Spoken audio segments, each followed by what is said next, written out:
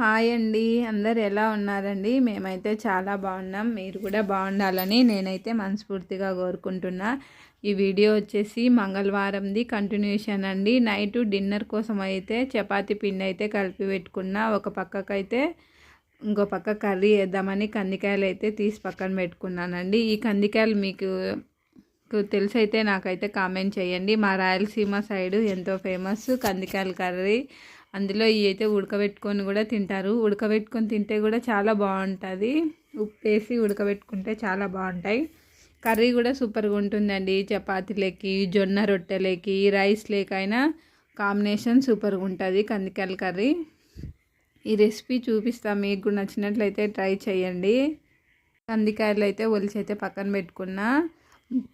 ఇంకా కర్రీకి కావాల్సినవి టమాటా అయితే కట్ చేసి పెట్టుకున్నానండి. 2 టమాటాలు, ఒక ఆనియన్, కొద్దిగా కరివేపాకు అయితే కుక్కర్ అయితే పెట్టుకున్నాను. కుక్కర్లో అయితే తొందరగా అయిపోతుంది. ఒక 3-4 విజిల్స్కి అయితే కర్రీ అయిపోతుందని కుక్కర్ అయితే పొయ్యి మీద పెట్టుకున్నా. తగినంత ఆయిల్ వేసుకొని పోపు దినుసులు వేసుకోవాలండి. ఆ తర్వాత కరివేపాకు, ఆనియన్ వేసి బాగా కలుపుకోవాలండి. వేసేసుకొని ఒక 2 మినిట్స్ దాకా బాగా కలుపుకుంటే బాగా వేగిపోతాయండి. ఆనియన్, పచ్చిమిర్చి, తిరువాత గింజలు బాగా వేగిన తర్వాత టమాటో కూడా వేసుకోవాలండి. కట్ చేసి పెట్టుకున్న టమాటాలు 2 అయితే కట్ చేసి పెట్టుకున్నానండి నేను. టమాటాలు కూడా బాగా వేపుకోవాలండి. టమాటా బాగా మగ్గిన తర్వాత పసుపు అయితే వేసుకోవాలండి. టేస్ట్కి తగ్గట్టుగా సాల్ట్ అయితే వేసుకొని బాగా కలుపుకోవాలండి. ఆ తర్వాత అల్లం పేస్ట్ కూడా వేసేసుకొని బాగా పచ్చివాసన పోయేంత వరకు బాగా వేయించుకోవాలండి. పచ్చివాసన వస్తే బాగుండదు కదా, అందుకని ఆయిల్లో బాగా అల్లం వెల్లుల్లి పేస్ట్ పచ్చివాసన పోయేంత వరకు కలుపుకునే తర్వాత మన కారం తగ్గట్టుగా, మీ కారం తగ్గట్టుగా అయితే కారం పొడి వేసుకొని ధనియాల పొడి వేసుకోవాలండి. ధనియా పౌడర్ తర్వాత కొద్దిగా గరం మసాలా కూడా వేసిన నేను. బాగా వేసుకున్న తర్వాత బాగా కలుపుకోవాలి, లేకపోతే అడుగంటేస్తుంది కదా.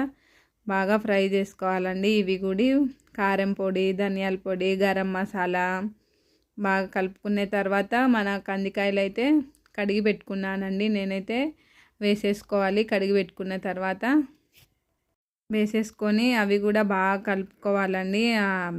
గింజలకు కూడా కారము, ఉప్పు అంతా మసాలా బాగా పట్టేంత వరకు కలిపి పెట్టుకొని బాగా వేయించుకునే తర్వాత కొద్దిగా వాటర్ అయితే వేసేసి బాగా 2-3 విజిల్స్ వేసుకోవాలండి. నేనైతే 3 విజిల్స్ వేసుకున్నా, ఉడికిపోయింది బాగా.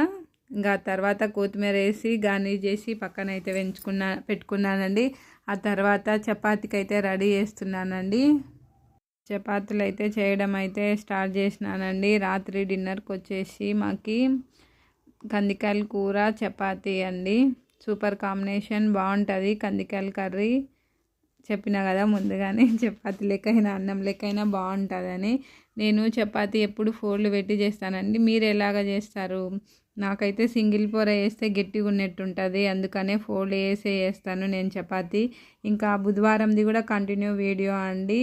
పొద్దున్న పిల్లలకు మార్నింగ్ టిఫిన్కి వచ్చేసి ఇడ్లీ చట్నీ అయితే వేసినానండి. ఇంకా పాలు కూడా కాసేసిన, పిల్లలు తినైతే స్కూల్కి వెళ్ళినారు.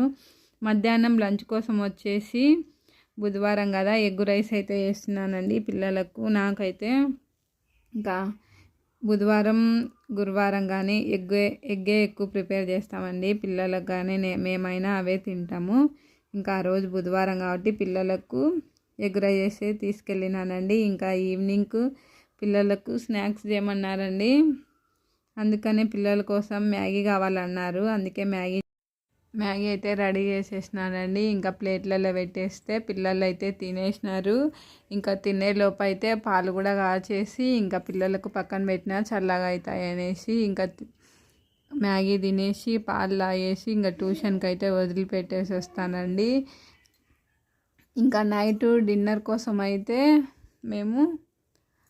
మా వారైతే చికెన్ తెచ్చినాడండి. ఇంకా చికెన్ చేసేసినాం. వైట్ రైస్ మధ్యాహ్నంది ఉండింది. ఇంకా రాత్రి ఇంకా వేడివేడిగా రైస్ అయితే పెట్టేసినానండి. రైస్ పెట్టేసి ఇంకా చికెన్, అన్నం అయితే తినేసినామండి. ఇంతే అండి. ఈ వీడియో కానీ నచ్చినట్టయితే లైక్ చేయండి, షేర్ చేయండి. కామెంట్ చేయండి ఈ వీడియో ఎలా ఉందనేది. ప్లీజ్ కొత్తగా ఎవరైనా మన ఛానల్ చూస్తుంటే సపోర్ట్ చేయండి ప్లీజ్. బాయ్ అండి. Thank you for watching.